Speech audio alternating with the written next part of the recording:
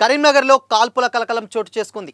నగరంలోని PMJ jewellery షాప్లోకి చొరబడిన 5గురు సాయుధ దుండగులు సిబ్బందిపై విచక్షణారహితంగా కాల్పులు జరిపి భారీ మొత్తంలో ఆభరణాలను దోచుకెళ్లారు. ఈ ఘటన స్థానికంగా తీవ్ర భయాందోళనకు దారితీసింది. లేటెస్ట్ అప్డేట్ ప్రకారం ఆదివారం ఉదయం 10 గంటల సమయంలో పిఎంజే జ్యువెలరీ సిబ్బంది షాప్ తెరిచి లాకర్ల నుంచి డిస్ప్లేలో నగలు పెడుతున్నారు.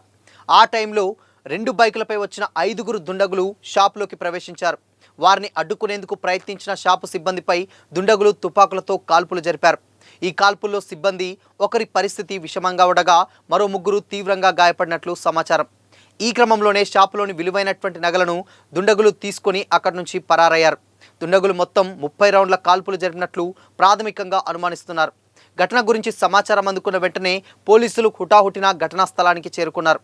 క్లూస్ టీం రప్పించి ఆధారాలు సేకరిస్తున్నారు. షాపులోని సీసీటీవీ కెమెరాలను పరిశీలిస్తున్నారు. ఈ దోపిడీకి పాల్పడింది అంతర్రాష్ట్ర ముఠా పనేనా అని పోలీసులు అనుమానిస్తున్నారు.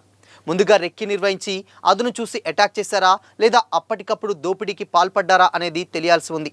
మరోవైపు దోపిడీ ముఠాకు స్థానికులు ఎవరైనా సహకరించారా అనే కోణంలోనూ అనుమానాలు వ్యక్తమవుతున్నాయి. ఘటనా స్థలానికి కొద్దిసేపటి క్రితమే సిపి చేరుకున్నారు. కాల్పుల్లో గాయపడ్డ వారిని వెంటనే ట్రీట్మెంట్కి హాస్పిటల్కి తరలించారు. పట్టపగలు జనం రద్దీగా ఉండే ప్రాంతంలో తుపాకులతో జరిగిన ఈ దోపిడీ ఘటన కరీంనగర్లో పెను సంచలనం సృష్టించింది. దోచుకెళ్లిన నగలు ఎంత మొత్తంలో ఉంటాయనేది అధికారులు ఇంకా నిర్ధారించాల్సి ఉంది.